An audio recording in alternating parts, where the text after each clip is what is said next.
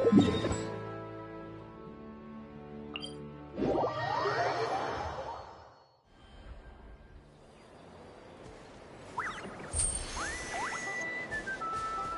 Flower Feather Clan should be about ready to hold the new flying trials by now. Let's go check it out!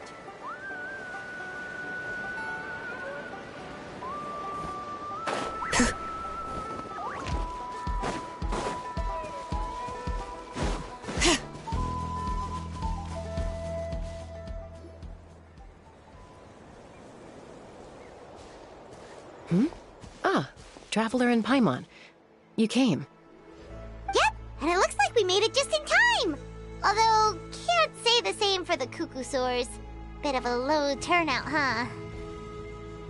Yeah, you'll see why soon enough. All right, get ready.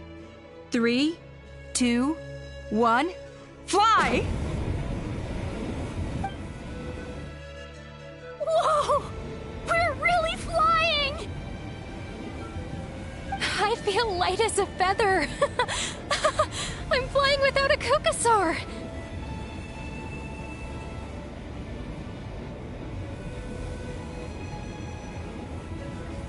These phlogiston wings are awesome! What's going on? Paimon can barely believe her eyes. How did they fly all on their own? The merchants we ran into that day were selling a product called phlogiston wings. It's a flying machine worn on the back. To operate it, you just use a handheld trackball that controls the flow of gaseous phlogiston. That's incredible. Yeah. If our tribe, if Natlan mass adopted this technology, it would revolutionize our mobility and responsiveness in times of crisis. Just think of the countless tragedies that could be averted. I feel like I'm dreaming. Did I really just fly on my own without the help of a Cuckoosaur? You'd better believe it! Plus, you just passed the flying trial! Right, Elder Alpa? Elder Alpa? Should this really count as a pass? If we did the trial using phlogiston wings? Why not? The scoring rubric is about flying performance. It doesn't specifically say you have to ride a Cuckoosaur, does it? Yeah, maybe, but... I mean, even Chaska had to ride a Cuckoosaur in a trial, right? And the whole point of the trial is to test both your flying technique and your ability to work with a Saurian companion. Well, if we can fly by ourselves, maybe we don't need to test the ladder anymore. Chaska, Traveler, what are your thoughts on this new invention?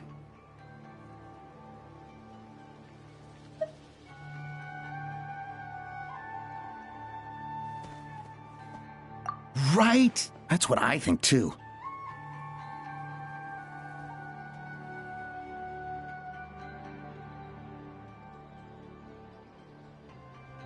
I agree that they have strategic value, but I don't think it makes any sense to evaluate candidates by the current testing standards if they're using phlogiston wings. Why? Shunan finally mustered the courage to go through with this. And now you're saying it doesn't count? We don't have any experience using these wings in battle, nor is it immediately obvious how to incorporate them into the existing systems in our tribe. Taking a longer-term perspective, I think we need to start by getting thoroughly acquainted with how these things work. Then we can develop a new trial format with new assessment criteria, tailored to candidates using the phlogiston wings. You all raise valid points. But Chaska, while your proposal sounds perfectly reasonable, it would probably take years to put it into practice.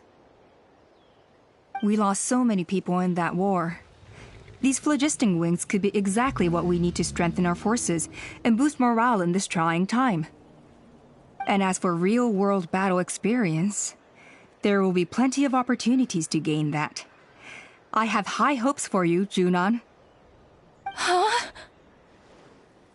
Hey, stop staring into space! Say thank you! Oh, thank you. Thank you, Elder Alpa. You have nothing to thank me for. Remember, the way you got your wings back was by relying on yourself. Oh, Elder Alpa! Bad news! Cucosaurs are attacking the merchants again! Again? Okay, everyone, stay put while I...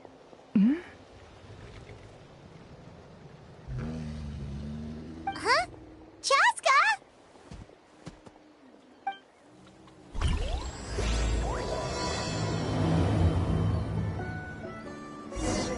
Why did Chaska rush off like that? And then Elder Alpa and the others too? Anyway, let's go see what this is all about.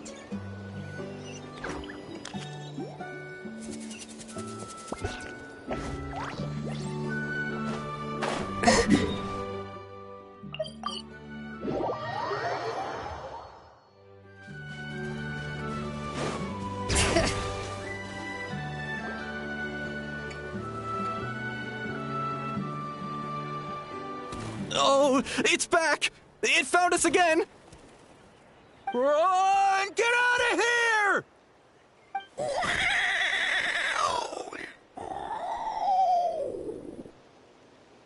Curses! She's really riled up this time. Hey! Stop running! We'll never outrun a creature with wings! Get back here and let's fight!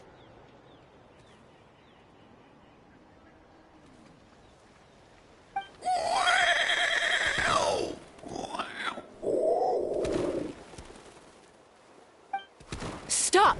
All of you!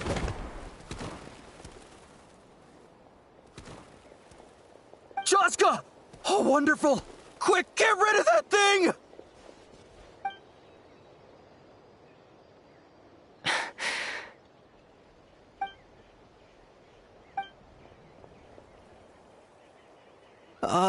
What's going on?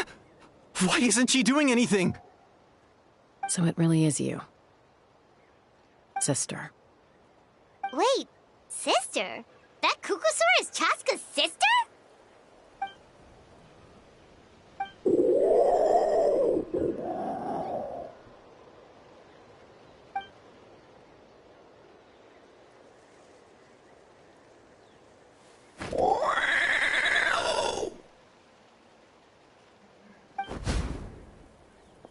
Koya, wait!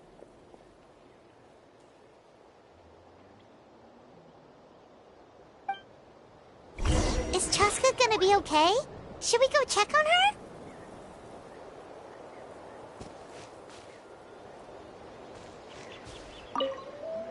What was wrong with that Cucosaur? Why was it so aggressive? If we just let it escape back into the wild, who's to say it won't attack again?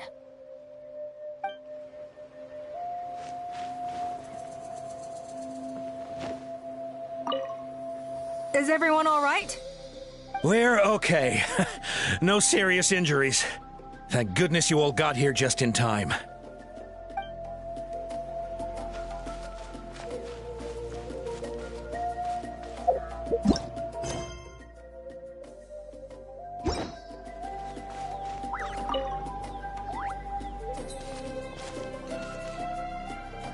Chaska, are you okay?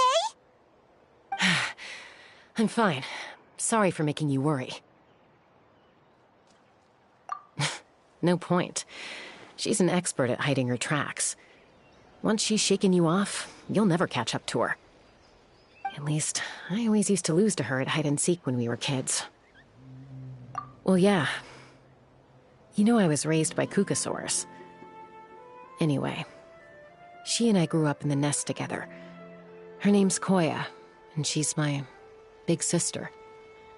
We played together all the time, chasing each other through treetops or mountaintops. It felt like it would go on that way forever. Until the day I was sent back to live with the humans. Not all Cucosaurs are friendly towards people.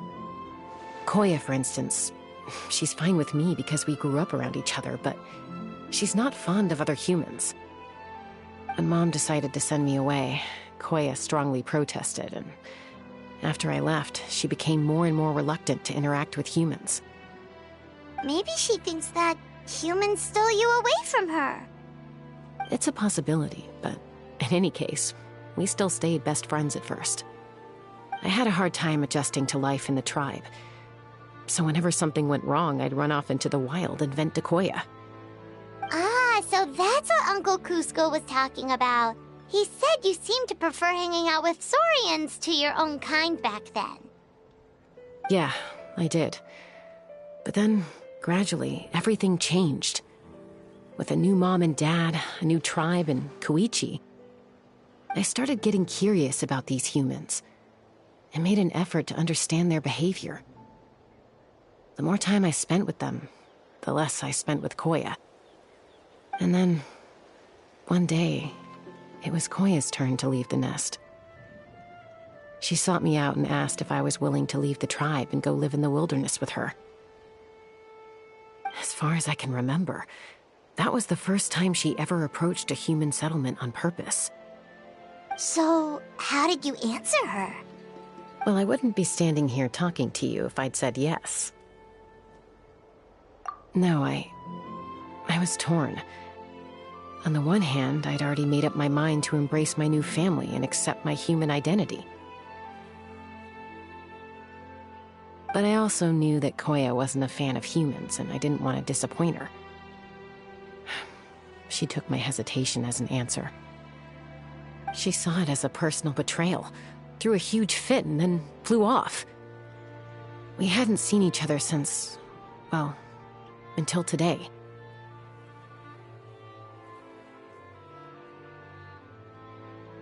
Not for a lack of trying, though. I tried asking Mom where Koya's new nest was so I could talk things out with her.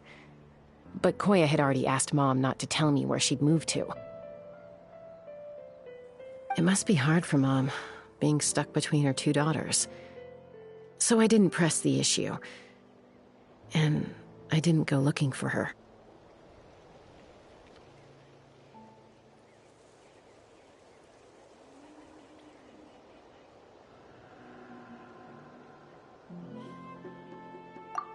If things carry on like this, I need to make sure I find her before anyone else, even if she doesn't want to see me. For now, let's bring the wounded back to the tribe, and see what Mutota and Elder Alba have in mind.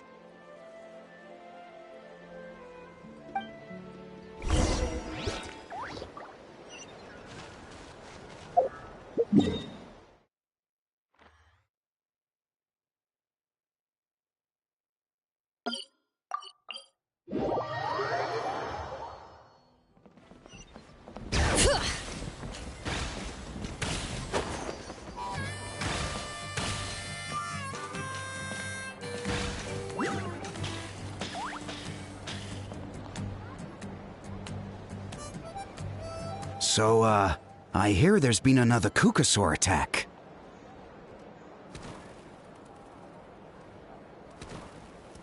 Ha! I knew it! They're wild animals, and they can't be trusted. Hey, show a little respect. The Kukasaurs are our partners. Maybe in the flying squad, but they don't give a hoot about the rest of us. Well, now that we have the phlogiston wings, do we even need the Kukasaurs anymore? Are you kidding? How are we supposed to protect our tribe without them? I didn't mean it like that. Huh? Protect our tribe? Or are you just scared that your precious flying squad will lose its prestigious position? You take that back! Things are changing so quickly. Chaska, there's a conflict emerging there. Aren't you going to nip it in the bud? The whole tribe's talking about this now. Breaking up a single fight won't solve anything. The real source of conflict here is the phlogiston wings, and what happened with Koya. On any other day, people would just brush this attack aside. After all, clashes between wild Kukasaurs and humans are no more common than those between people. But now that the phlogiston wings have entered the equation, it's sparked a debate over whether our tribe needs the Kukasaurs at all. I worry that we risk repeating the mistakes of the Cinder City. Back then, Lord Ochkon's hatred of the Saurians nearly destroyed the peace forged by the Pyro Archon.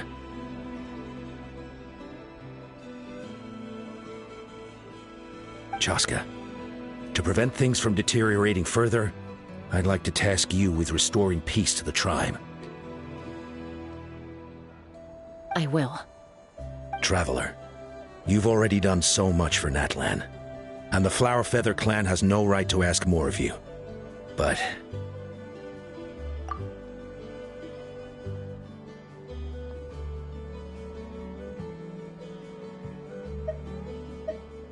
Thank you.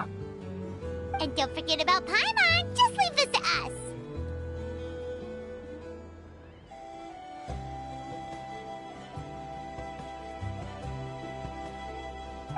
This whole situation has unfolded so quickly that it's put us on a back foot. To tell the truth, it makes me a little suspicious. You think someone might have orchestrated all this? It's possible. Leave it with me. I'll look into it. Also, Chaska, could you try to keep a low profile while you're out there digging around? We don't want to give our hand away. I'll do my best.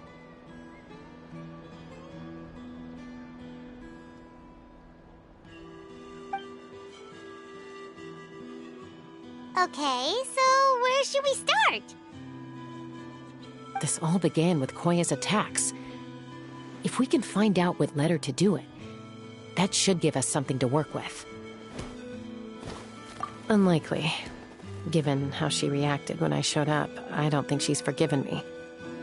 If you want to resolve a conflict through dialogue, sometimes you need a third-party facilitator. Let's go see my mom.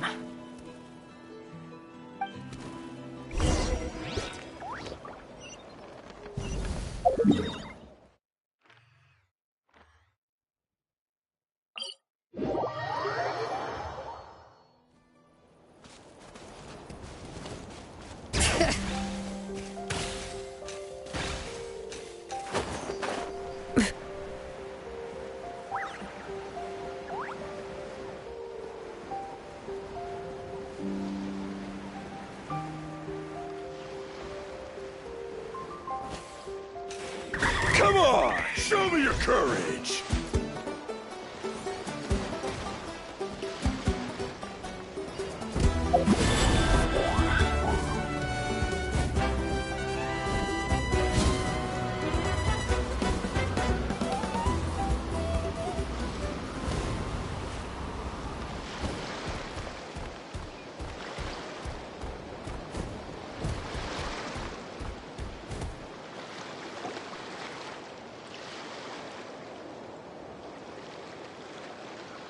Wow, so this is where you used to live as a child?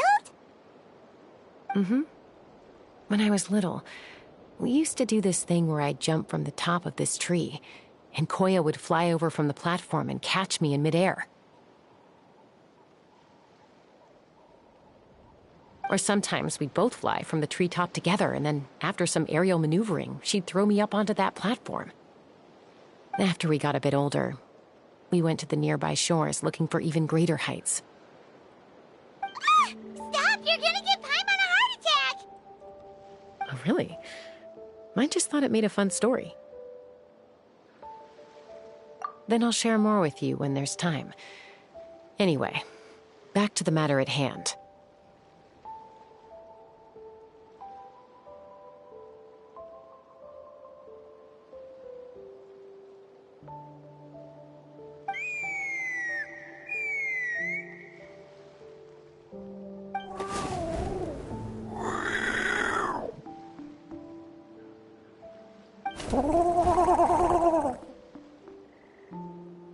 Hey, Mama Bird. I'm back. My last visit was only a week ago, wasn't it? See? I visit you more than I visit Papa Cusco. I brought a couple of friends with me. These are the Traveler and Paimon.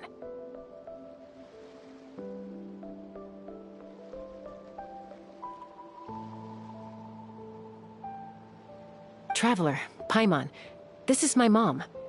Her name is Chimpu. In the human tongue, anyway.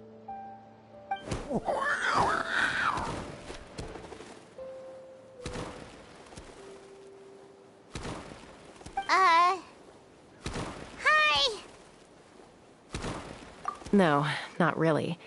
I don't speak it as such, but I can sort of get the gist. Although only with Mom and Koya, since I spent my formative years with them. Even then, it's basically a best guess based on their sounds, body language, and expressions. Seems to work about 9 times out of 10, anyway. As for whether Mom understands me, I can't always tell. But somehow we still manage to communicate. Call it the family bond, I guess.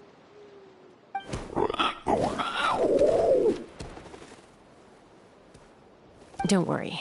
I'm doing well, but I think Koya might be in some trouble.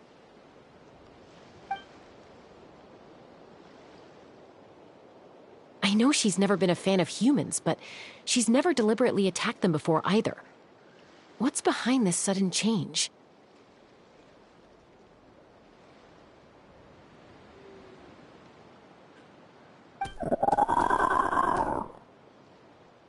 Does, Auntie Chimpu know anything? Doesn't look like it. Koya hasn't visited her in a long time. Then, could you please tell me where she's living nowadays? I really need to talk to her. If this animosity between her and the tribe continues, then the next time there's an incident, I don't know if I'll make it there in time.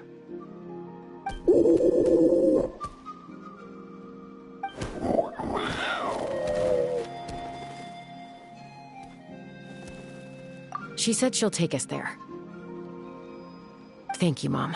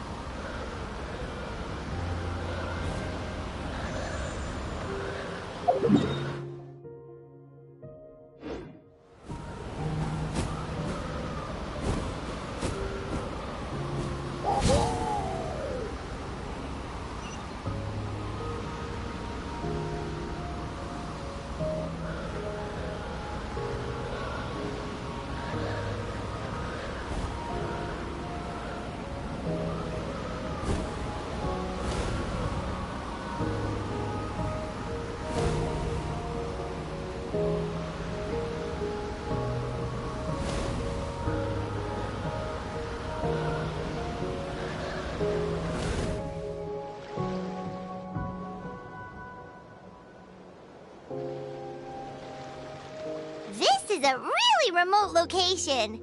Guess she was trying to get as far away from humans as possible. We stay here? Okay. Got it. Traveler. Paimon. Mom says we should stay out of sight for now. She'll talk to Koya first. Koya is very hostile toward humans right now. So if we show up unannounced, it might just make things worse.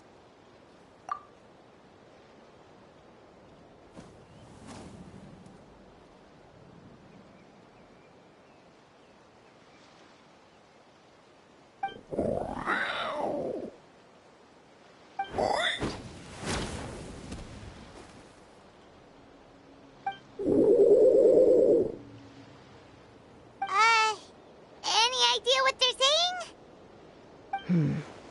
Sounds like things are more complicated than I imagined. There's evidence in this area suggesting that Koya might have been the victim of a human attack.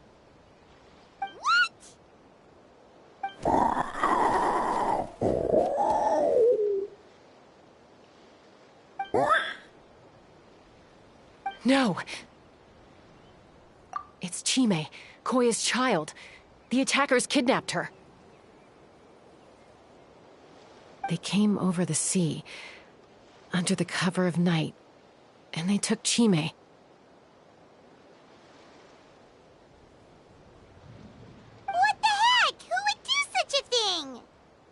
I searched day and night, and finally found them.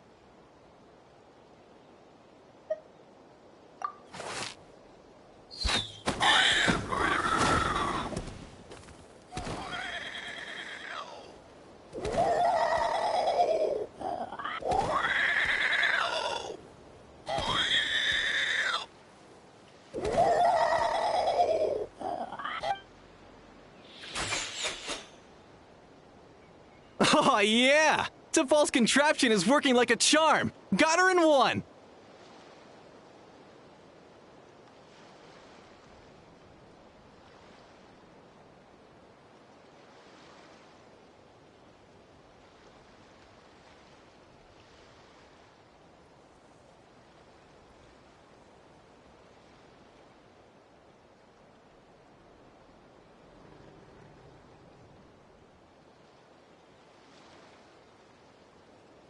Hey, there's another one!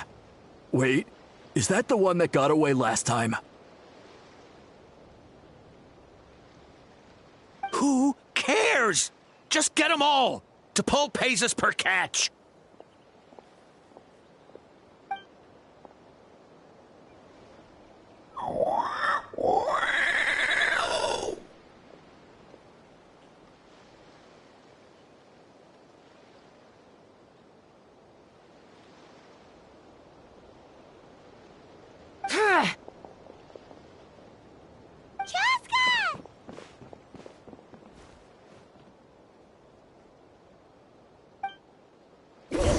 Chaska? How'd you get here? Quick, stop her! Don't you even think about running away!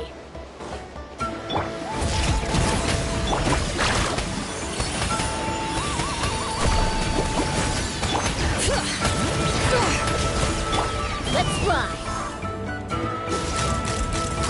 Bullseye!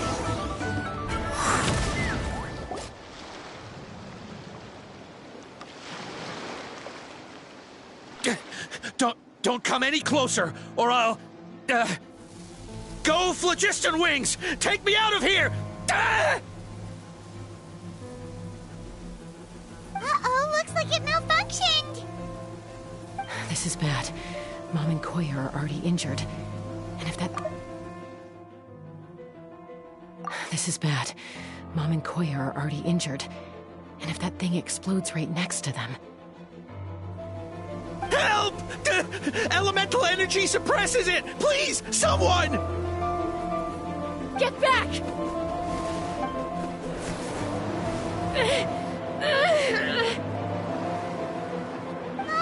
It's still going, and it's getting worse! Guess we need a more permanent solution. All right, then.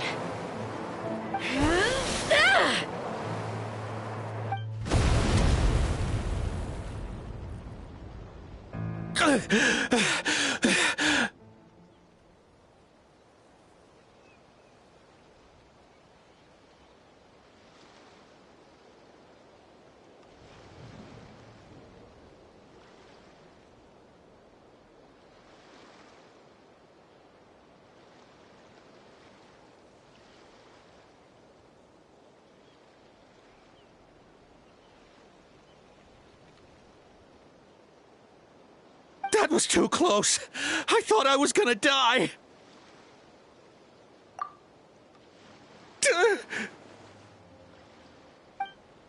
Answer us honestly. Were you the ones who attacked Koya before? I am... No, it was...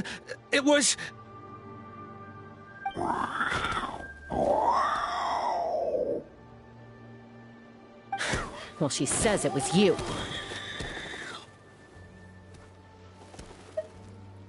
Just tell me, who sent you here?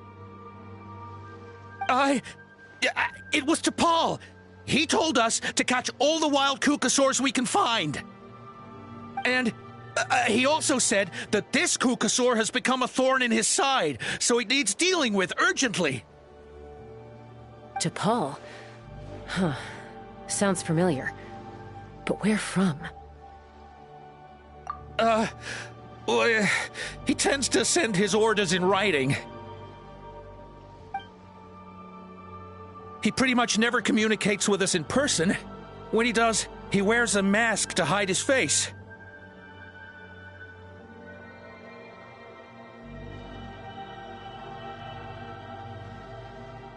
And whenever we trade Kukasaurs for phlogiston wings, we deal with his henchmen. So you didn't even make those wings? All we did was slap some labels on them and transport them over here, to make them look like they're imported.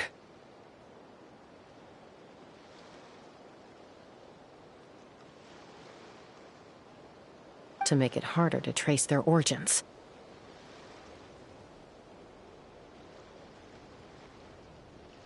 I don't know, honest! Well, that's mighty convenient, huh? What about if I held a gun to your head? Would that change your answer? No need. I'm sorry. I'll tell you everything I know.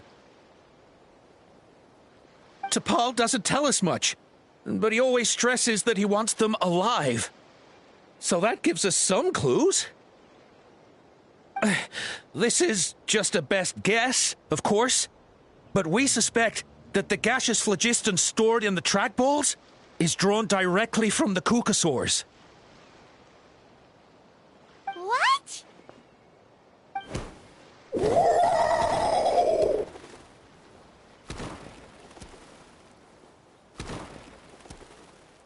Easy now. You're still injured. Hey, keep talking. Yes, ma'am. So, the gaseous phlogiston has to be highly refined in order to power the phlogiston wings. The slightest imperfection can have disastrous consequences, as you just witnessed. But the Kukasaurs have a natural ability to process gaseous phlogiston. So, if you use them as an intermediary, then...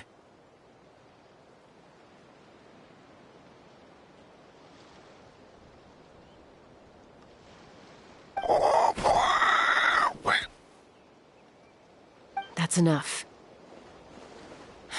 So the Kukasaurs you took, where are they now? T'Pol should have them. But no one knows where he's based, apart from him and his henchmen. We've tried looking for it ourselves, even followed them a few times. But we always end up losing track of them. Random thought. Maybe they're hiding up in the sky?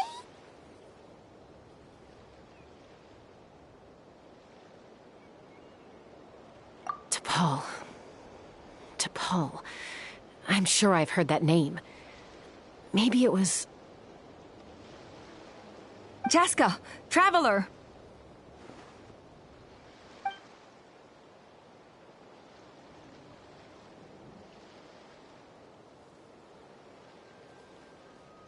That voice! It's Oppa!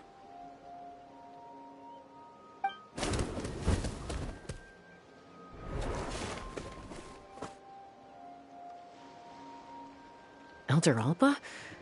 What brings you all the way out here?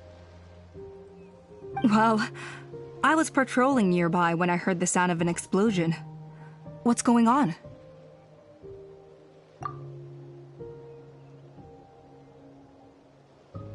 I don't believe it.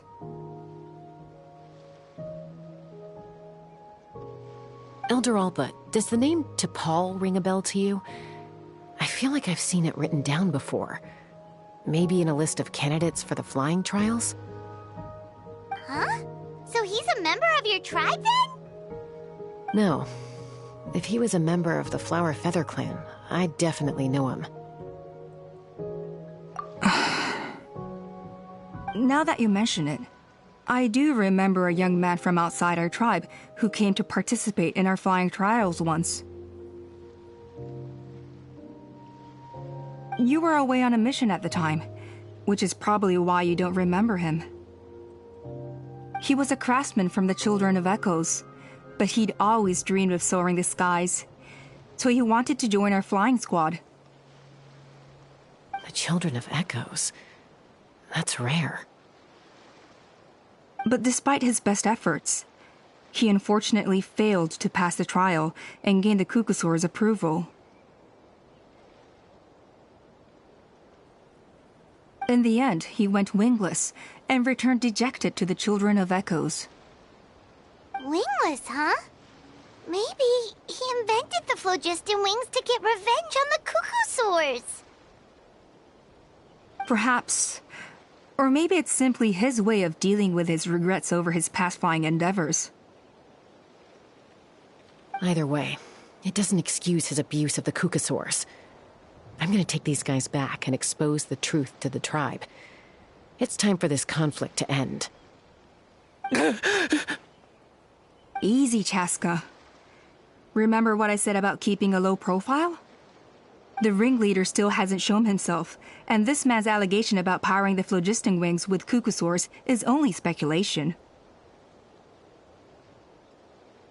Bringing these men to the tribe now won't win over any current supporters of the phlogiston wings. In fact, it may even escalate the conflict further.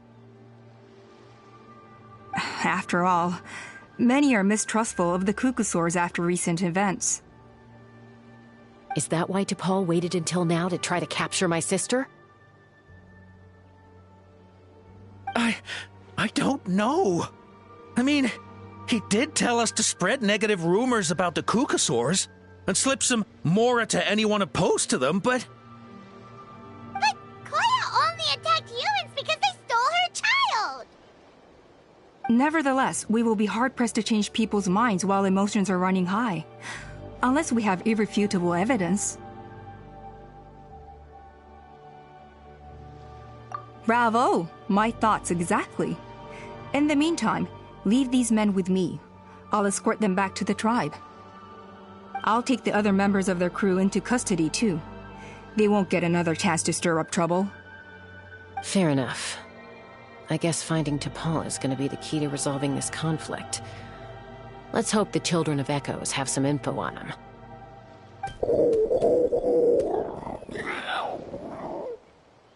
Sorry, whatever it is, it'll have to wait till this is all blown over. I have to fix this situation before it spirals out of control. Mom, Sis, rest up and get well soon. I gotta fly.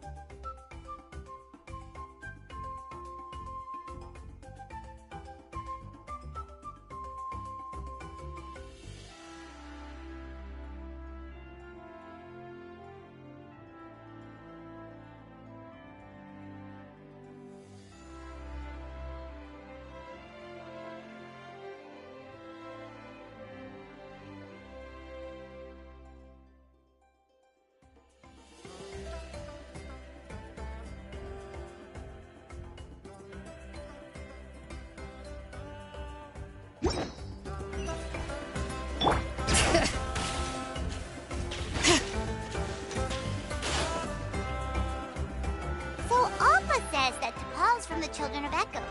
But how do we track him down? Just ask around until we find him? Let's start by talking to someone we know. It'll be faster that way. At this time and place, I'll bet the easiest person to find is... Wakey, wakey, Shilonen! Oh, it's you. Okay, give me a second. I'll come down.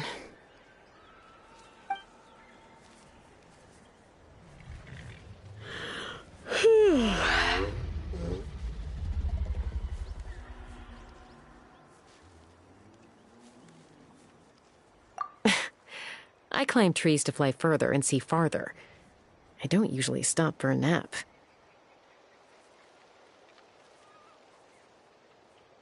Well, we're not all like you. Always full of energy, even after flying around all day. Yeah. So, you've come all this way and interrupted my precious nap time. Might I inquire as to, why? I'm sorry, Shilonen, but it couldn't wait. Does the name T'Pol mean anything to you? He's a craftsman, apparently. Huh. T'Pol. Yeah, that rings a bell. I think that's Puma's child.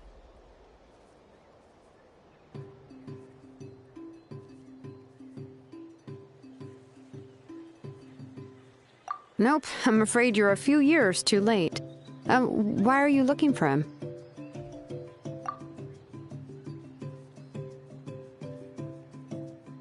Huh, phlogiston wings. Wow, okay. The kid actually pulled it off.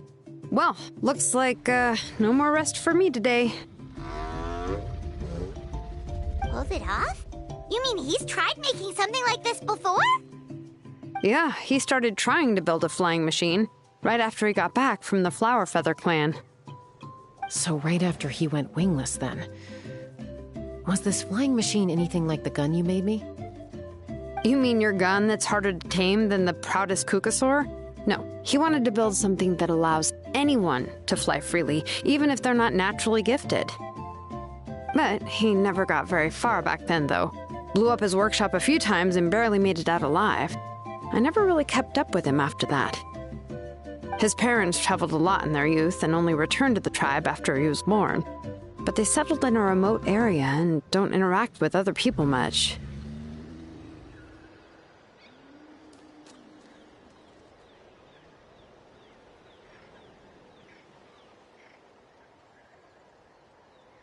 Which means most people in the tribe don't know them very well. Your best bet is to chat to his direct family.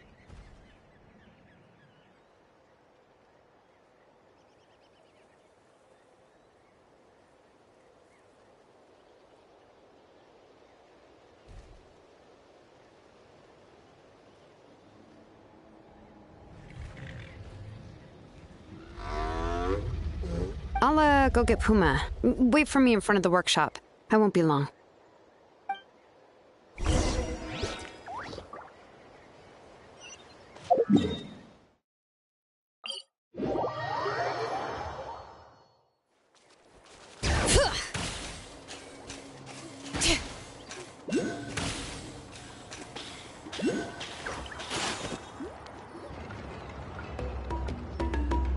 I'm back.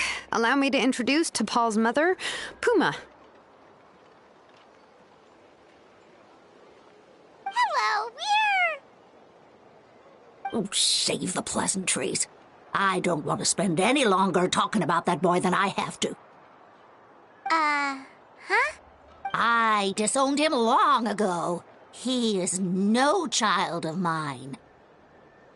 All he cared about was his pipe dream of reaching the sky. Oh, we tried to talk sense into him, but he was obsessed. And then when he left us, he spouted some nonsense about building a workshop in the sky to avoid the constant criticism of us ground dwellers. He left his notebook behind. Whatever questions you have, you can look for them in there. I am done talking about him. He's no son of mine. He never called me Mom anyhow.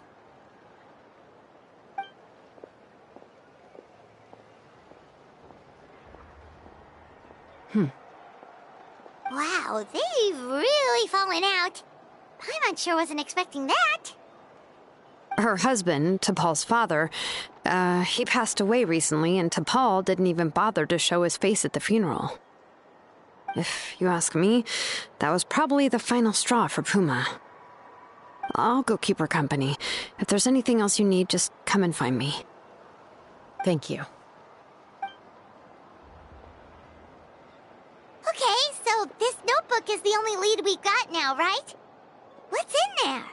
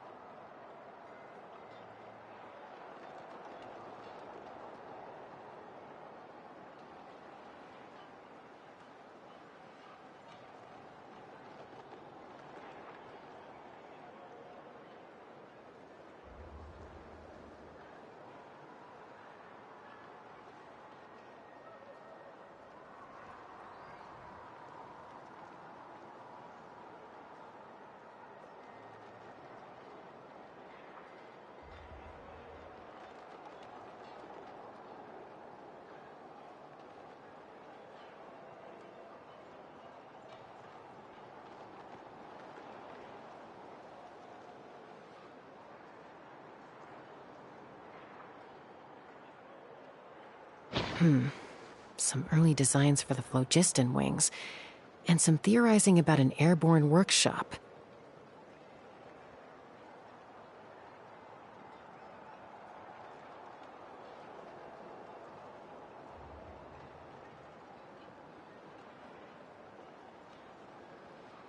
Ochkanatlan, the Cinder City. Looks like that's where he got his technological inspiration from. So, was he serious about the workshop in the sky? But that's such a big project for one person. Do we think he actually pulled it off?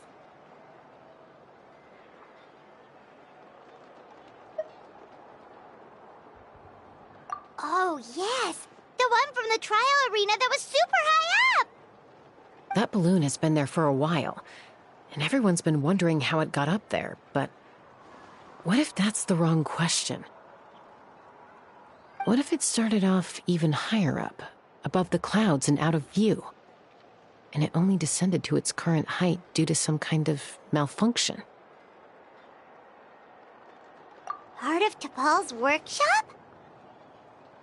Seems likely. If T'Pol's base had been hiding above the clouds this whole time, that would definitely explain why Isidore couldn't find it. I totally called it! But how do we get up there? Chaska, can you even fly that high? By myself? Possibly. But with a passenger, no chance. I doubt even phlogiston wings could take you up that high. At least, not without that relic T'Pol mentioned in his notebook. Yeah, and he's probably holding on to it. We'll have to find another way. Nope. That's way beyond Paimon's altitude. Also, would you really expect Paimon to go up there and take on T'Pol all by herself? Let's not worry. Just because we can't think of a solution doesn't mean no one else can. I'm not the only flying expert in my tribe, you know. Oh, good point. We should go ask Elder Alpa. And Mutoda. He was quite the flying ace back in the day, too. Let's head back and see what they suggest.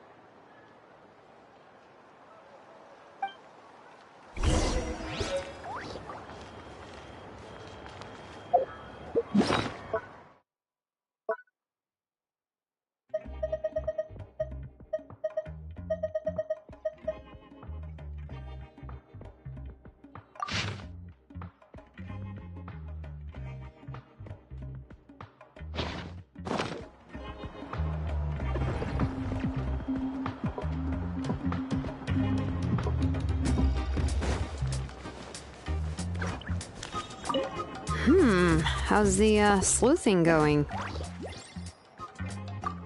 Hanging in there. She seems to have calmed down now. I'll check in with her again later.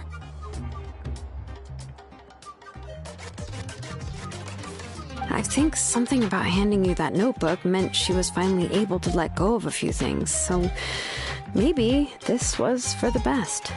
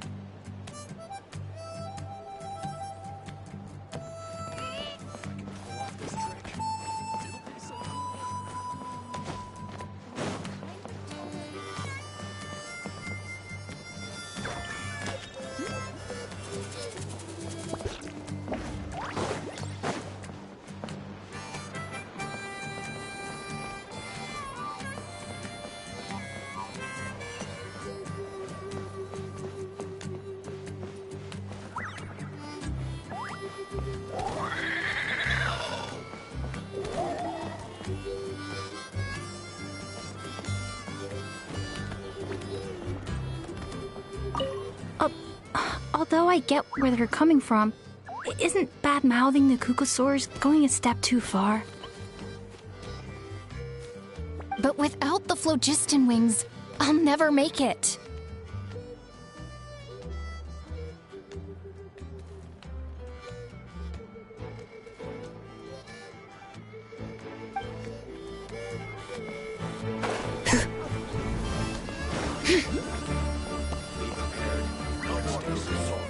We want phlogiston wings. Kukasaurs are our partners.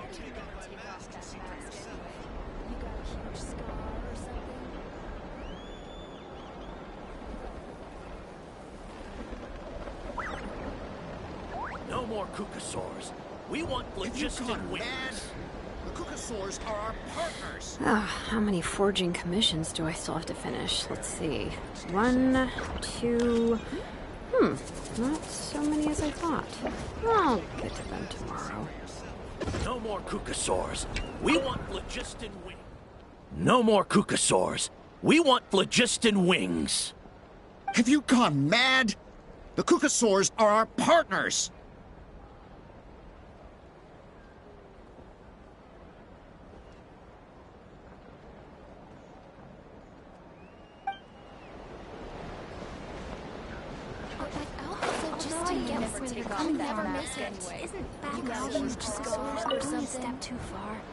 Chaska, you're finally back. Things are getting really tense in the tribe. Have you made any headway with your investigation?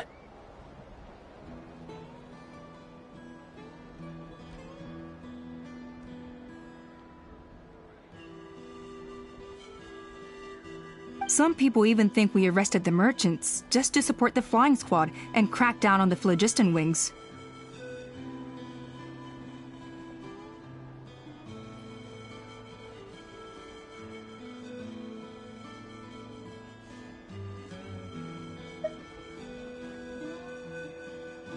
We found some promising leads, but there's a major obstacle standing between us and the irrefutable evidence we need.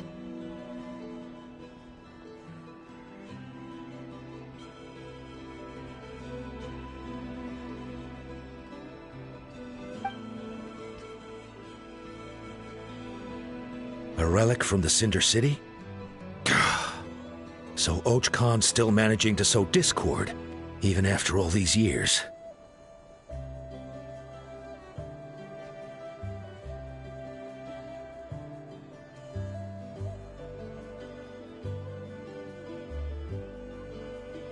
An airborne workshop and a hot air balloon above the trial arena. And that's where you're trying to get to now? Neither phlogiston wings nor a Kukasaur can take you that high up. Do you really think that's where T'Pol is hiding? You know what? There might just be a way. Really? Do you still remember those spouts in the arena? When they were all blocked, the gaseous phlogiston was trapped and unable to flow. But now, it's flowing freely. If we were to block them up again... You mean all of them except the one at the very top of the arena? To build up the pressure there? Precisely. With all the gaseous phlogiston flowing through one spout, it would create a high-pressure wind current. And then we just ride it up into the sky! Yes, it has its risks, but with Chaska's abilities, I think she could manage it. It's an extremely risky approach, but I agree that it's feasible. If you want to give it a try, check with Inkanak at the trial grounds. She can explain how to block the spouts. Chaska, if anyone has a hope of seizing this evidence from the high heavens, it is you.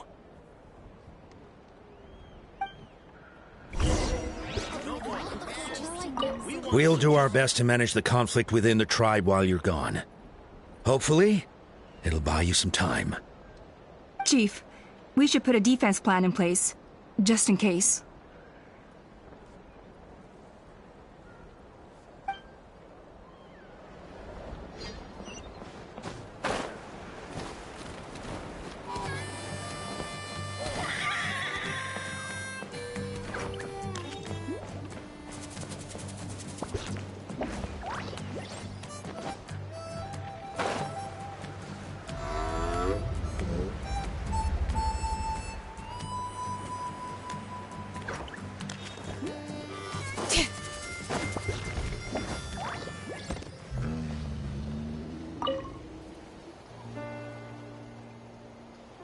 Goodness me, that is a very bold idea. Maybe so, but we have to act fast. What's the quickest way for us to block off the spouts? From a technical perspective, I'd have to advise taking some measurements and carefully planning this out first. But I'm guessing that's not what you want to hear. Then we'll have to take the rough and ready approach. See the solid phlogiston over there?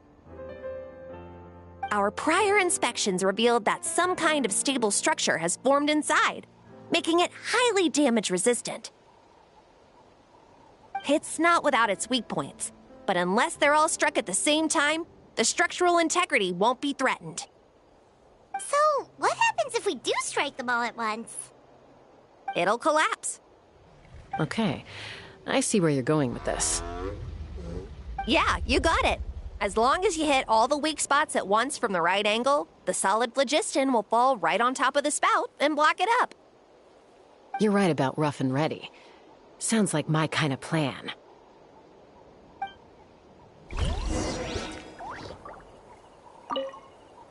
As long as you hit all the weak spots at once from the right angle, the solid phlogiston will fall right on top of the spout and block it up.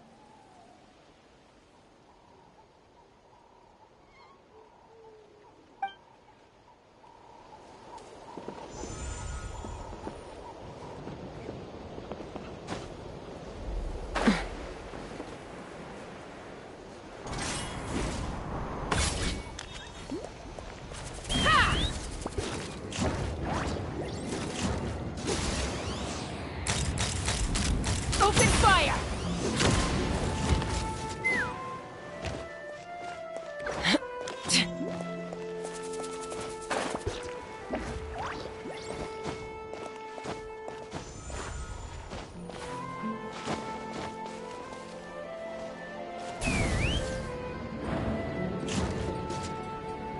Look! There's a chunk of solid phlogiston right over that spout!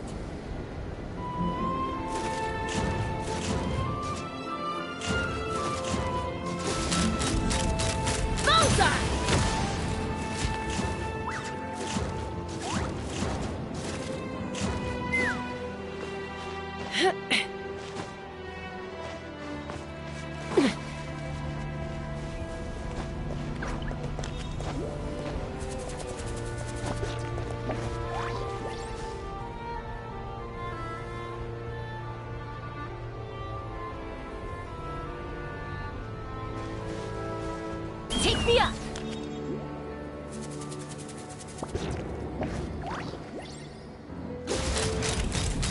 Open fire!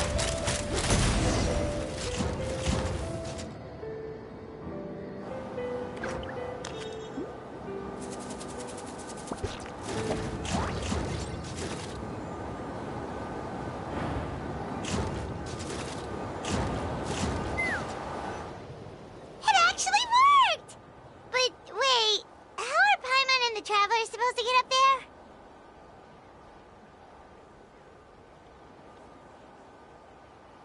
Koya can give you a lift.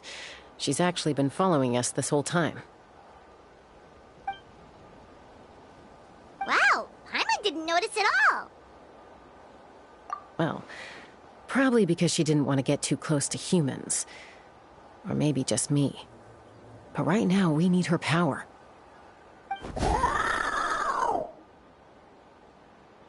Whoa, you didn't even have to summon her.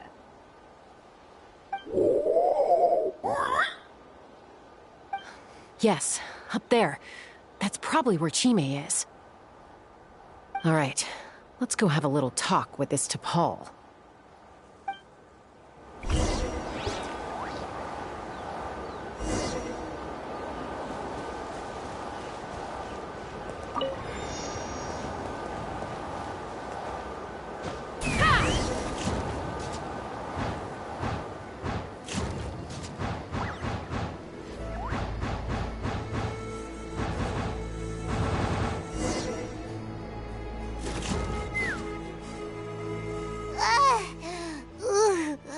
Haven't ever flown that fast before. She feels so ready to throw up.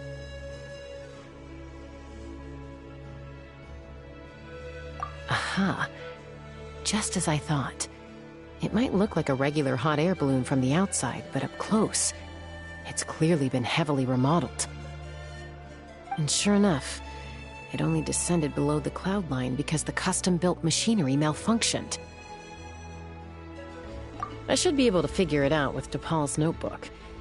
Thankfully, I know a little DIY from fixing up my guns when they're having issues. That should just about do it.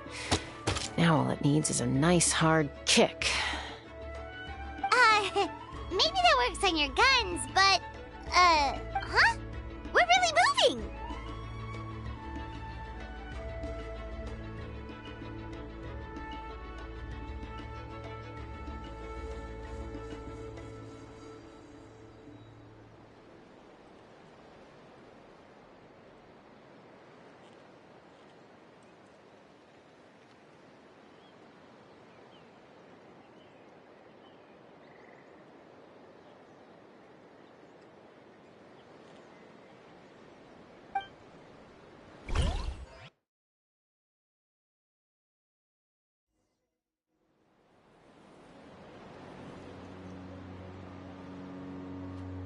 Here it is! The workshop in the sky! Oh, you gotta see it to believe it.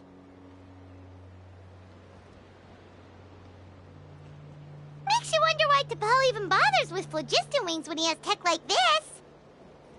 Well, according to the notebook, the platform beneath us runs on components from the Cinder City. Those can't be mass-produced. Also, I have some doubts about its mobility after seeing how it moved just now. For someone like DePaul who dreams of flying freely, this definitely doesn't cut it. But if he's got that relic, he should be able to make a set of prototype wings for himself, right? Why bother making a whole flying workshop so he can mass-produce them?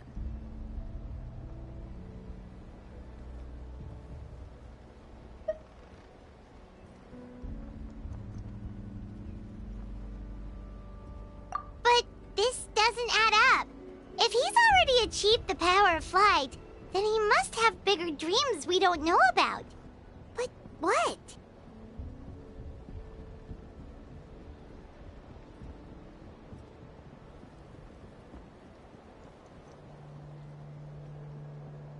With any luck, we'll find the answers in his workshop.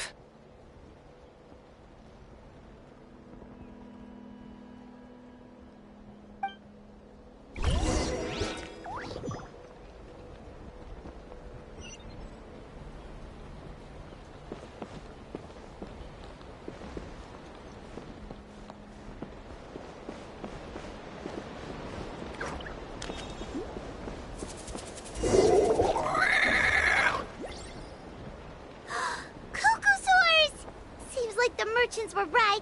DePaul's using them for his own ends. I'll bet that mechanism on top of the cage opens the door. Let me give it a try.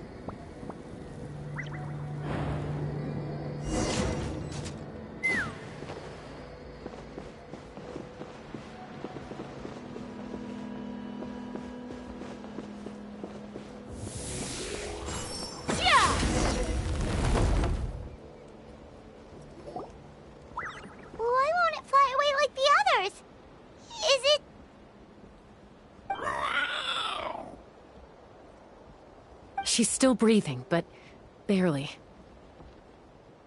By the looks of it, T'Pol was using these cages to extract phlogiston from the Kukasaurs.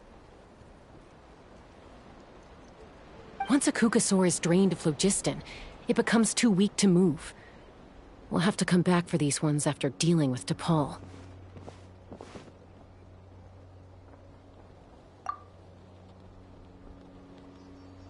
Let me see. Looks like a record of his phlogiston research. Log number 330. With the support of... I was finally able to launch the airborne workshop.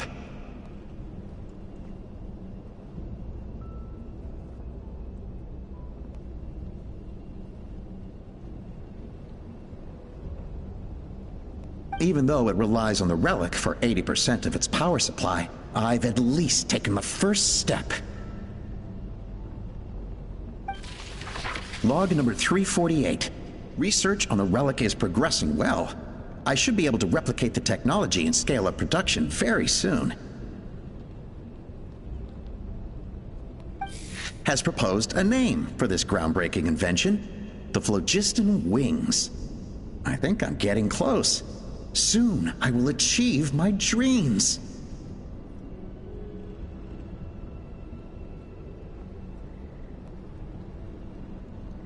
Log number 377. Encountered some issues with the new, smaller model phlogiston wings. The gaseous phlogiston showed some volatility during the refinement process. Thinks we should proceed at a more cautious pace with the refinement experiments. But after so many past failures, I have to prove that I will succeed this time.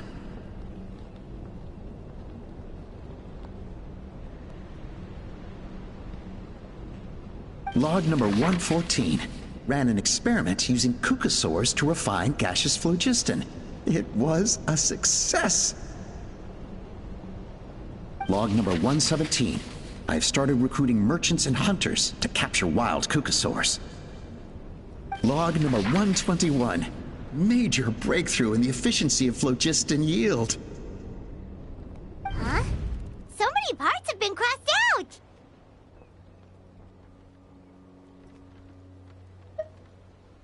Yeah, probably the contact he alluded to in his other notebook.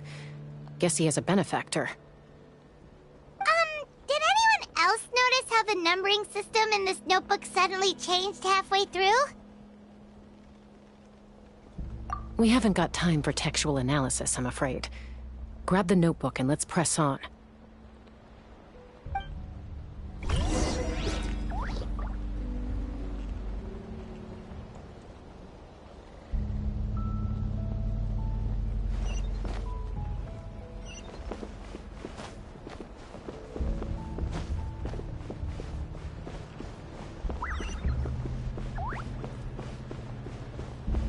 Huh.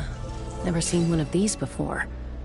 Looks like this was built with the Cinder City components, too. You're not thinking of giving it a nice hard kick, are you?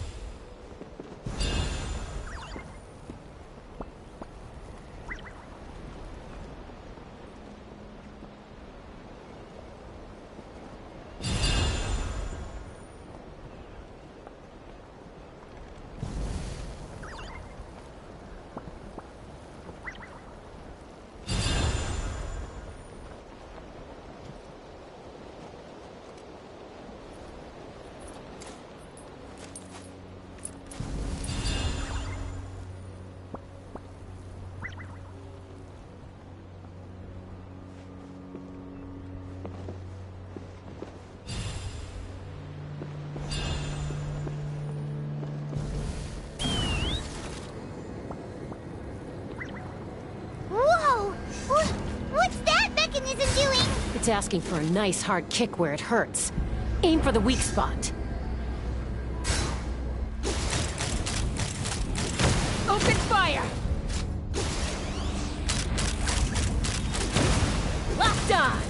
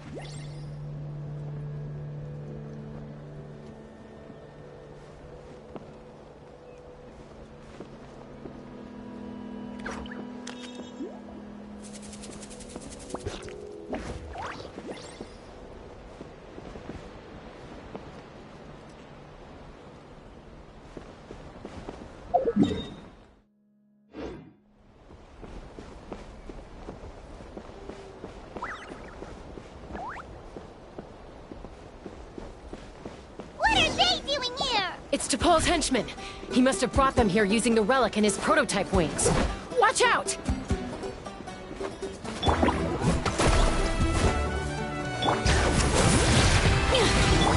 Laid bare.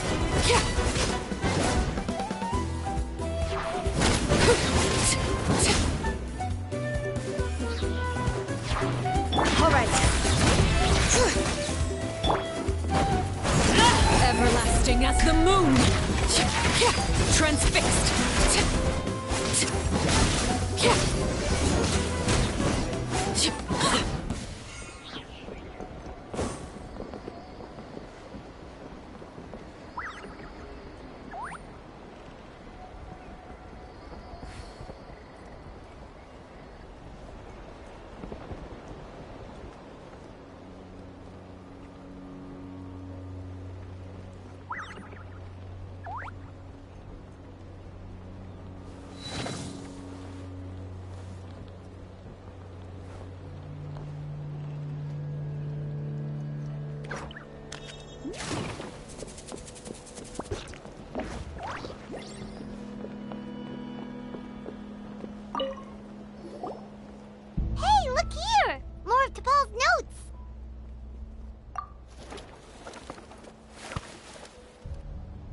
Log number 403. Introduce me to some new comrades who fully support my ideas.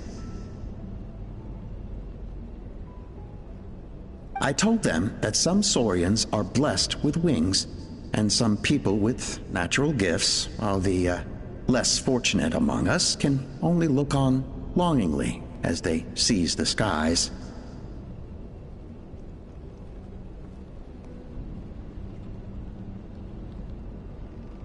But I also told them that progress can erase individual differences. Think of the tools humanity has made to fight back against wild beasts. The law we have put in place to even the playing field between the strong and the weak.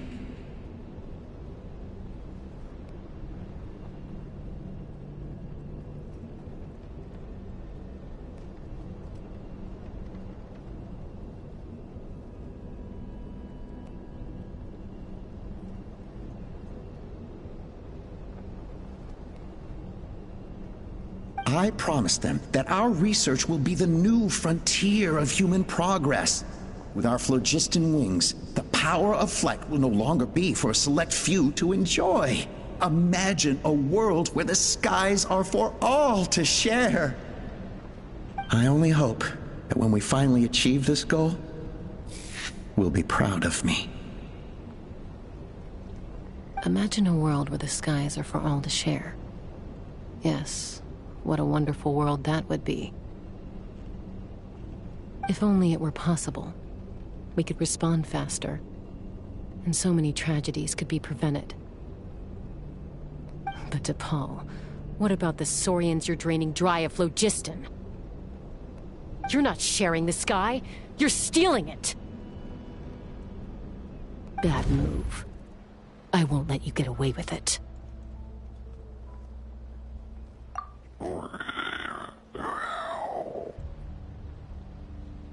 I'm fine. Let's keep moving. I don't think we'll find anything else here.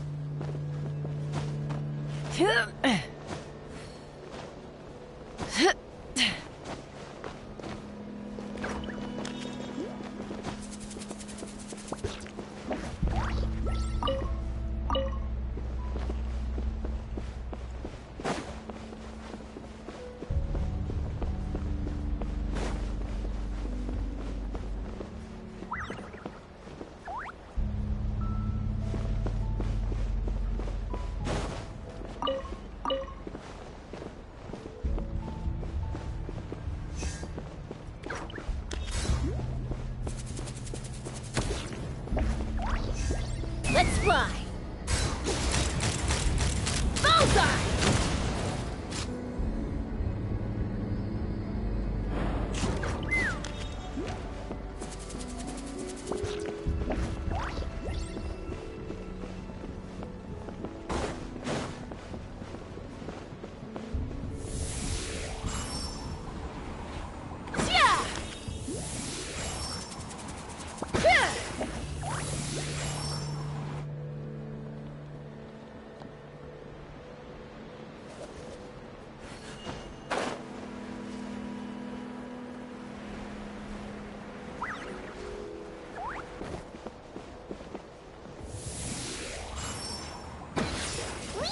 Kukasaurs we could, right?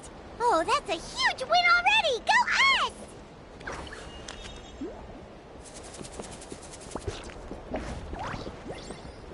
Take me up!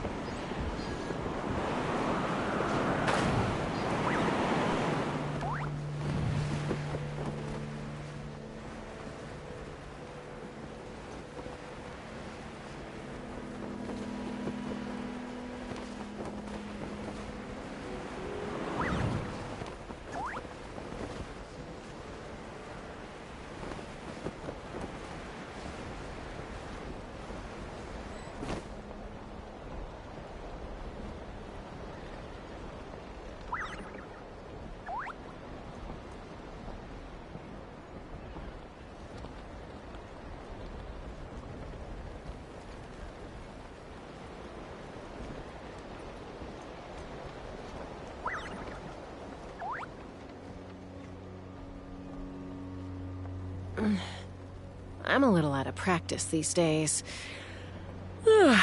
Any conflicts around? I'm in the mood for some peacemaking.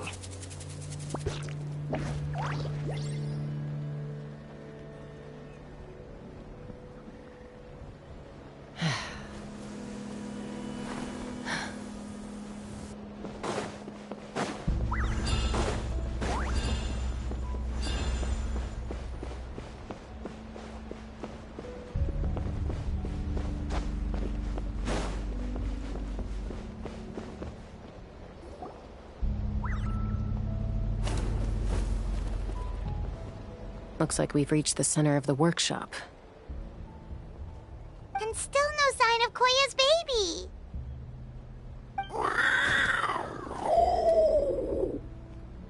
Let's search this area for now. If we still can't find Chime, we'll double back.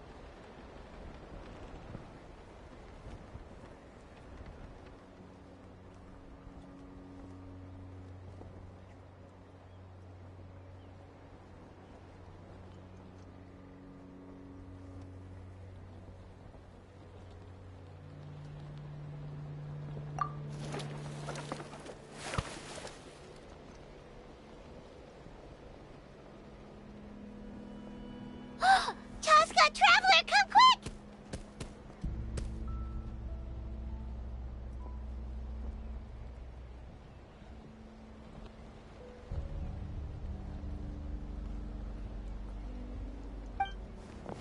What is it? Did you find Chime? Not yet, but look! It's another one of T'Pol's notebooks!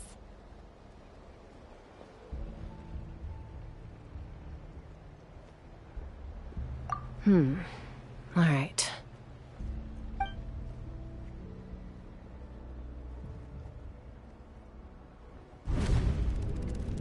Log number 428. We decided to restart the experiments on phlogiston refinement, but without telling.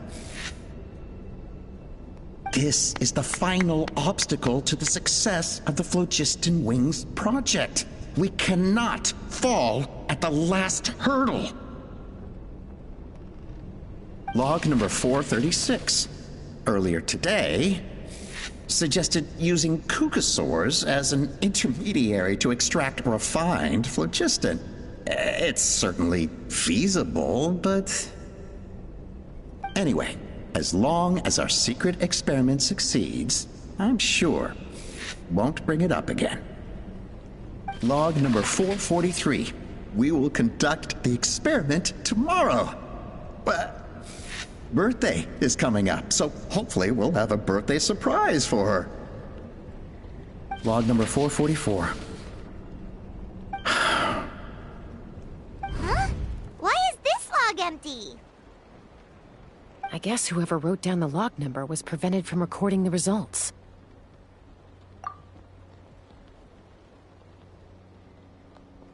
Log number 0. We lost many comrades in the accident. Among them are friends, lovers, and children. But we cannot stop now. We will keep their legacy alive and carry their dreams forward. As of today, we are scrapping the artificial refinement method. Instead, we will focus all our efforts on phlogiston extraction from live Kukasaurs. They are arrogant beasts whose existence in the wild serves no one but themselves. Their true worth lies in their sacrifice for the sake of human progress. To facilitate our operations, we will gradually move the airborne workshop closer to the Flower Feather clan, even as we continue to expand it. All this we do to create a world where the skies are for all of humanity to share. All this we do to make T'Pol's dream a reality. Given the way this is written, not to mention the fact that the numbering has started over from 0, it kinda sounds like this is someone new. Does that mean that T'Pol's already...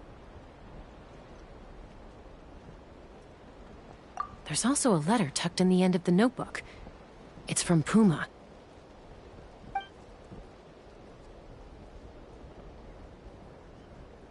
T'Pol, I don't know where you are right now, so I don't know how to reach you. My best bet is to send this letter to the Flower Feather clan.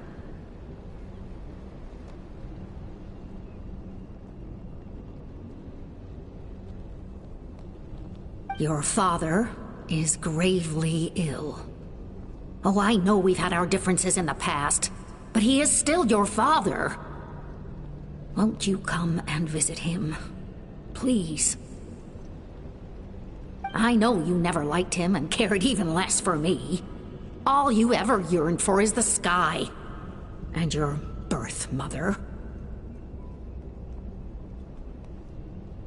But we'll still be waiting here for you if you do come back. This may be the last chance you'll get to see your father. So Puma's not T'Pol's real mom? Huh. Well, she did say he never called her mom, but I'm gonna assume she was just venting. We know that T'Pol's father passed away quite recently, and this letter looks recent. By contrast, the writing in this notebook is old and faded. It looks like the real reason T'Pol didn't attend his father's funeral is because he'd long since passed away himself.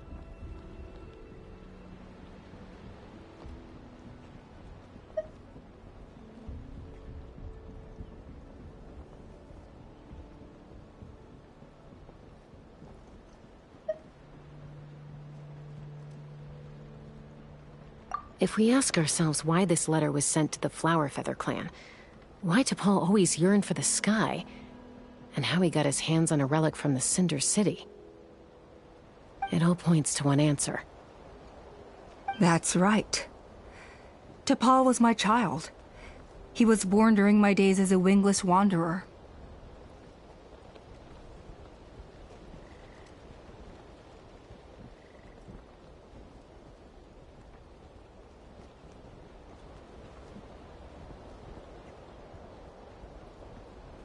His birth gave me new hope.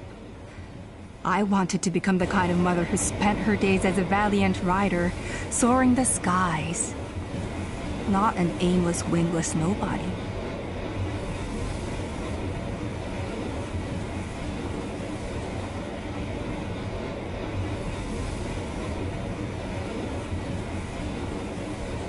But his father wanted to settle down, to give his child a safe, sheltered life in his tribe. We fought about it constantly, until the love we once had for each other was gone.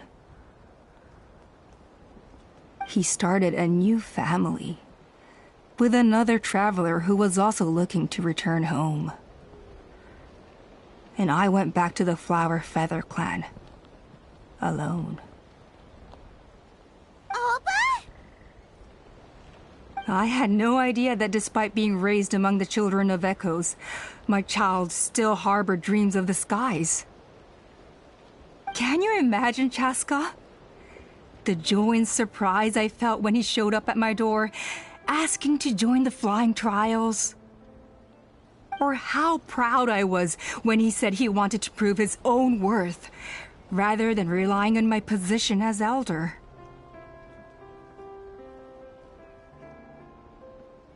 And then the anguish that overcame me when he was rejected by the Kukusaurs and became wingless, just as I had after my injury. You've got a lot of nerve showing your face here. Don't take this the wrong way, Chaska. I'm not here for a fight. I just want to talk.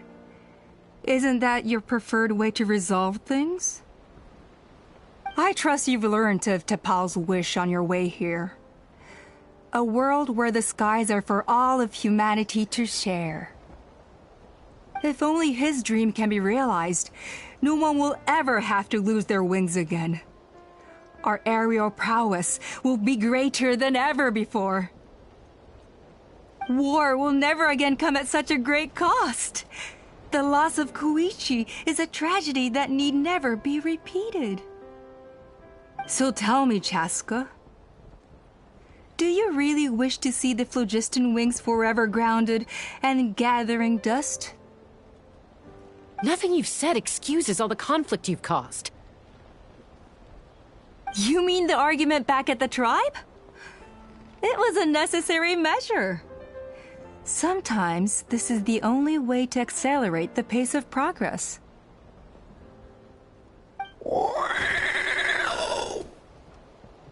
Is a mother harming her children when she coaxes them into swallowing a bitter pill?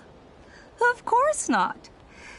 It is a brief moment of suffering for the greater good, and the child would come to understand this in due course.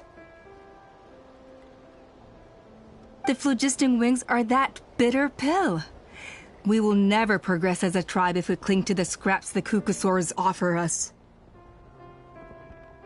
Once the people have embraced the phlogiston wings, they will never look back. Even if they learn how the refined phlogiston is sourced. They will convince themselves that the sacrifice of a few Kukusaurs is a small price to pay for our dominion over the skies. But this I had not anticipated. I barely had the chance to introduce the phlogiston wings to the tribe before you found this place. Your plan was hardly foolproof. Yet, it can still be salvaged. Chaska, traveler, you are the hope of humanity. I'm sure you have your doubts about my methods, but know that my love for humanity and for Natlan is genuine. You know me, Chaska. And you know that I've always treated everyone in the Flower Feather clan as my own children. As fellow humans. Surely you can understand my perspective.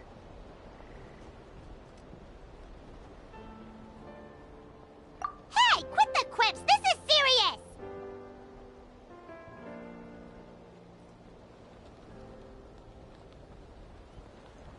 Ulpa, Natlan doesn't belong to humans alone. And truthfully, neither do I.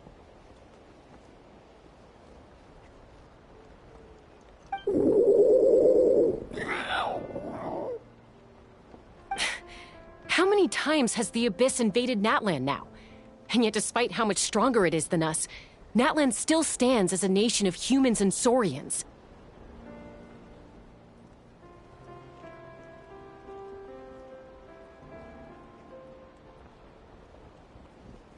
Peace imposed by force will crumble in a matter of days, because social bonds are what hold a civilization together.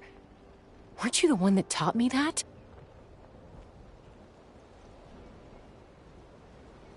And yet you would break the bond we share with our Saurian companions to take more power for ourselves? That's as stupid as hacking your own arm off to use it as a club. They are wild beasts, driven purely by instinct. How could they possibly understand human social bonds? How did someone like her ever become a writer?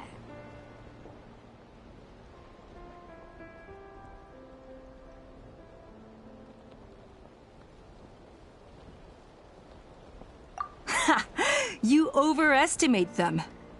They bow to the strong and shun the weak. That's all there is to it. They never gave Tepal a second glance when he was at his lowest, nor me when I returned injured from the Cinder City. It's all about survival of the fittest for them. Plain and simple. They obeyed me once I proved myself stronger than them, but the moment it serves them better, they'll abandon me in a heartbeat. You're wrong, Alpa. They only reject the wingless because they don't want to fly anyone to their death. Chaska, I will promise you this. Only the unruliest wild cucosaurs will be used for phlogiston extraction. The ones who have nothing else to offer to humanity.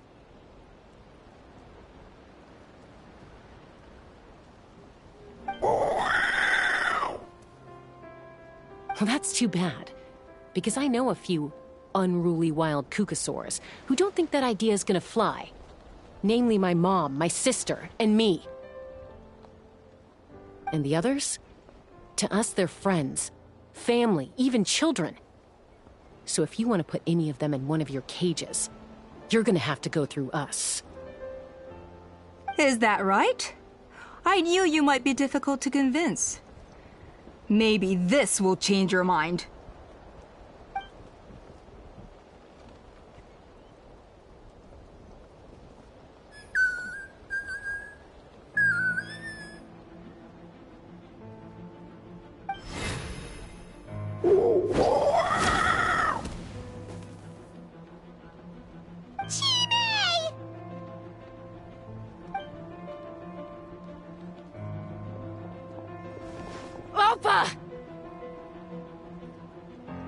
Careful!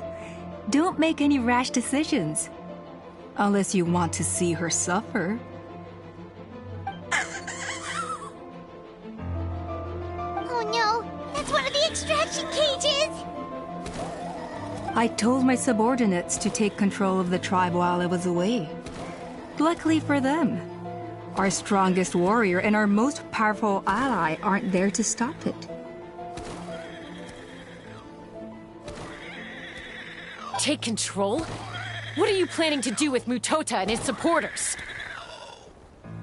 Merely accelerate their inevitable downfall. They cannot stand in the way of progress forever. It is not the move I wish to make, but I'm afraid you and your friends force my hand.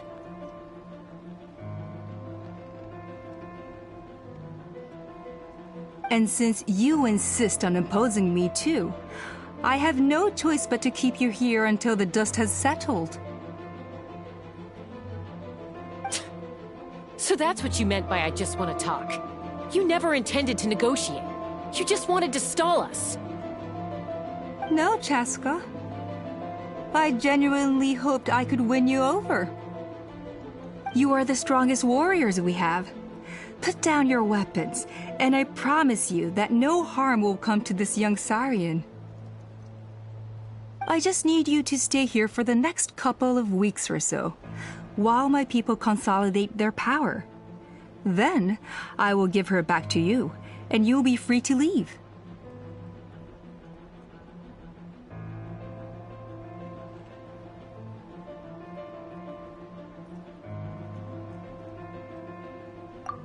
As long as the majority supports our vision, even the Pyro Archon cannot meddle in our internal affairs. Your vision is deranged, and the Flower Feather Clan will never support it.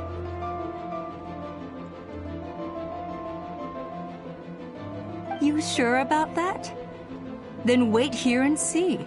Time will tell. What do we do?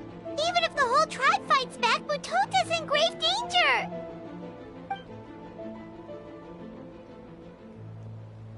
Stop delaying the inevitable!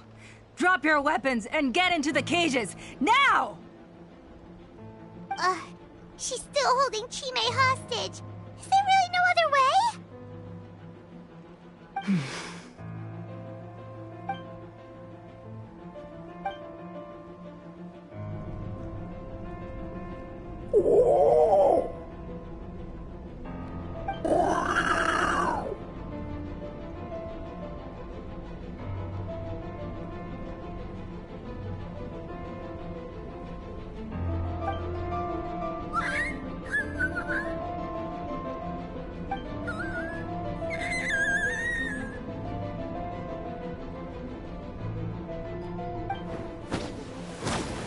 Koya?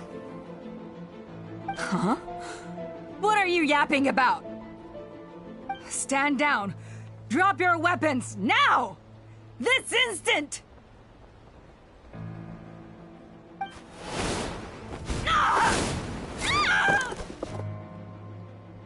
No! The relic!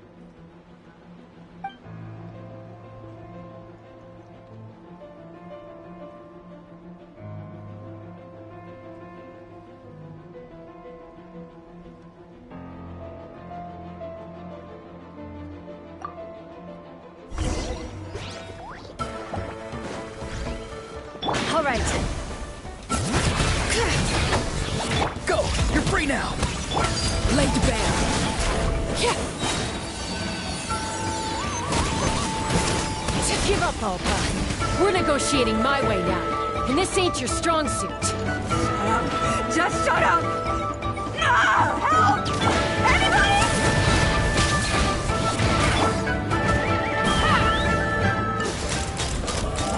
Locked on! Locked on! Hey, something's up with this relic!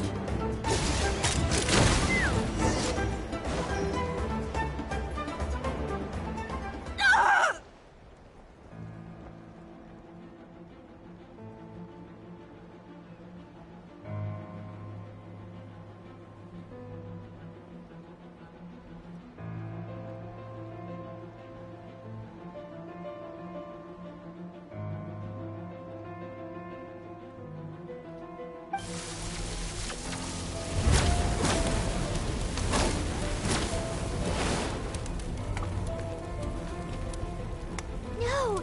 What is she doing? She'll bring us all down with her! But why? We stabilized the relic! Maybe it got damaged in the fight. If we don't think of something fast, this whole workshop is gonna fall apart. No. They're directly beneath us.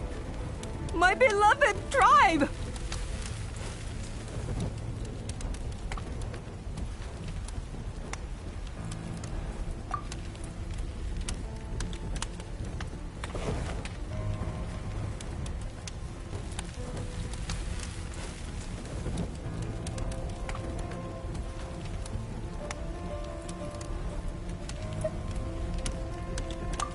Okay,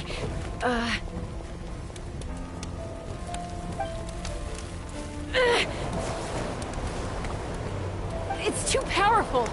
This ain't a toy like last time. I don't think I can just throw it aside.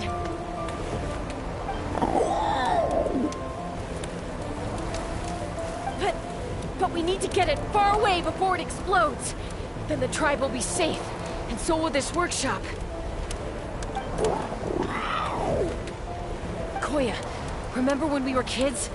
Come on, let's take this thing high up into the sky.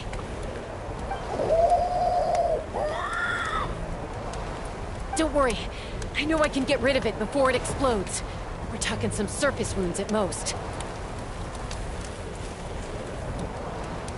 All I need is for you to catch me at the end, just like old times.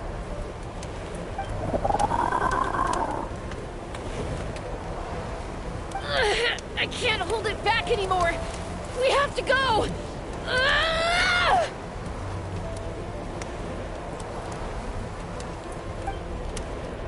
Don't be insane!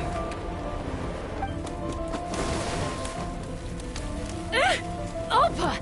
What are you...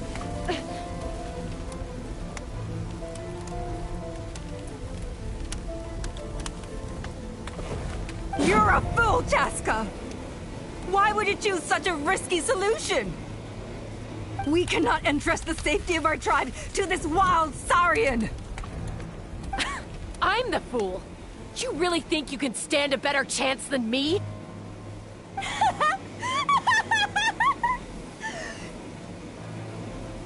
Sure, it may be asking too much for an ex-wingless to escape the blast radius in time. But I can fly it a safe distance away, even if it's the last thing I do.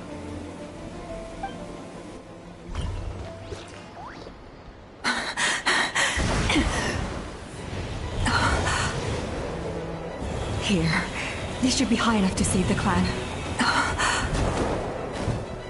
What? You don't get to die a hero today.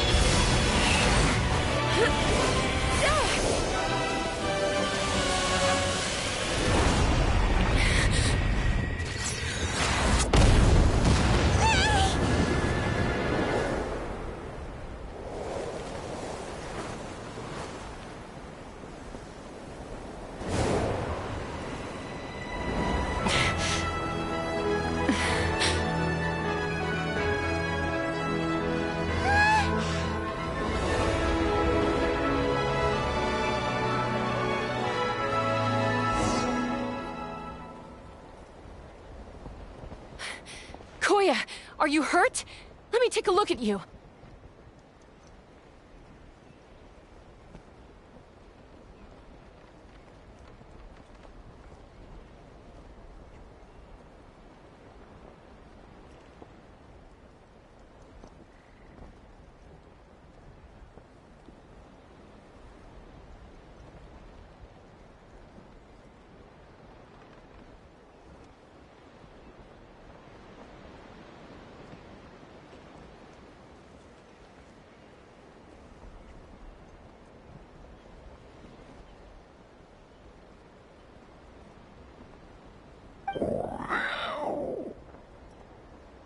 What do you mean, I'm fine?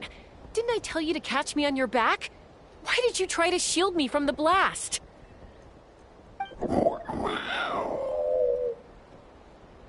Accident? Yeah, right. Seriously, you're as stubborn as ever. Chaska! Koya! How are things looking here?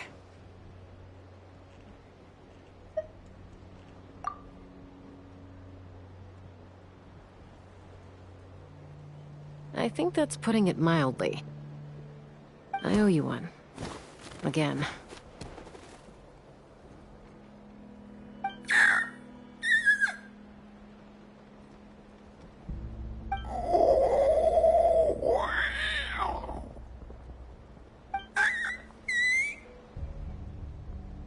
Oh, but be honest. Do you still think Kukasaurs can't form bonds? Mom, I'll figure out the refinement problem. I'll find a way. You don't need to worry about it. I just need some more time. That's all I ask. Please just trust me. Just this once.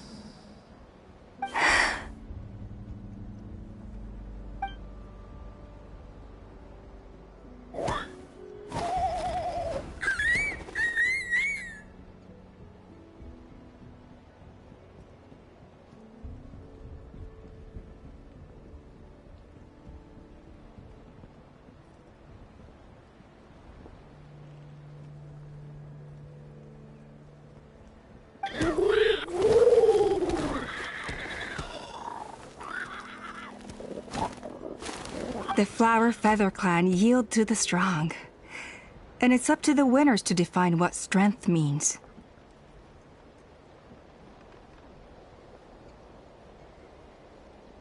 So it looks like it's my turn to yield.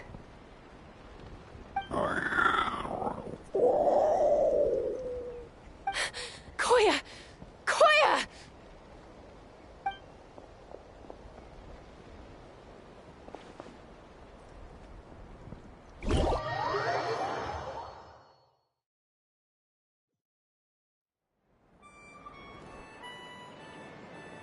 So, you're absolutely sure it's not because of the explosion? Yes, for the 10,000th time, I'm sure. The blast barely touched her.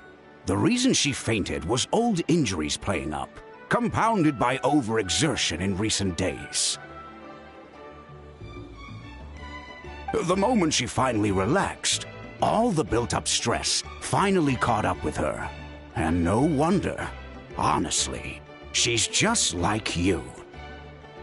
Anyway, now you know how we feel when you go off risking life and limb. Your mother and I would both appreciate it if you lived less dangerously. You know she wrote to me from the Masters of the Night Wind, just to scold me for not doing enough to keep an eye on you. If she wasn't so busy with work, you can bet she'd come back here and chew us both out in person. I'll find an opportunity to apologize to her. I promise. You'd better. No more avoiding us, okay? And don't get me started on all the checkups you've missed. Got it. Got it. Huh? Koya? You're awake. I'll go let everyone know. Hey, but we're not done talking. What are we gonna do with her, Even after everything that's happened, she still hasn't figured out how to start the conversation with you. She keeps saying, I don't think Koya has forgiven me yet. But if you ask me, she's the one who's scared to open up and have an honest conversation.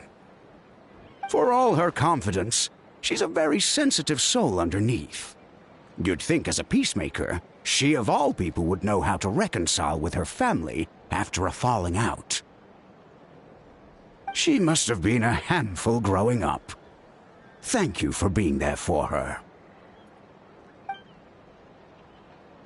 And of course, thank you for keeping her safe when you were up there in the sky. Koya, Uncle Cusco, we're here! Ha! I was just telling her that she's not to go chasing danger with Chaska ever again. Cusco, I understand how you must feel. But it's all thanks to Koya and Chaska's efforts that the airborne workshop didn't come crashing down on our heads.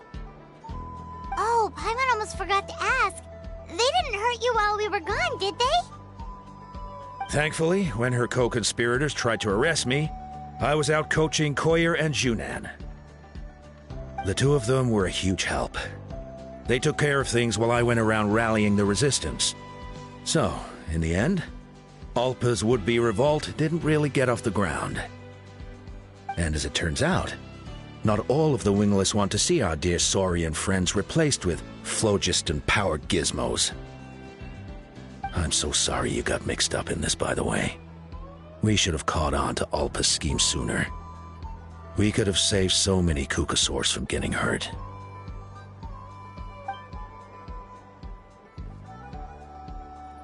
Most of the airborne workshop has now been dismantled. We've just left one small, harmless part intact, and repurposed it as a jail for Alpa and her cronies. Let's see how they like being locked up in a sky prison! So, it looks like there's just one last conflict left to resolve. Peacemaker, you're up. I said I had to wait until things had blown over, didn't I? And now they have. But I still have no idea what to say. Koya, I just want to say, I'm sorry for how things went down back then.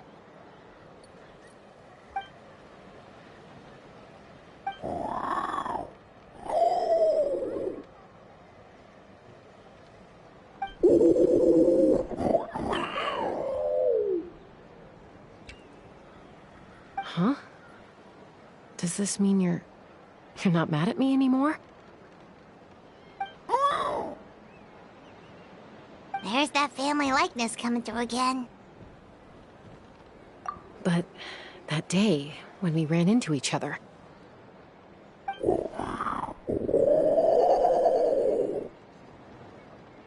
Huh? So then, when did you finally make your peace with it?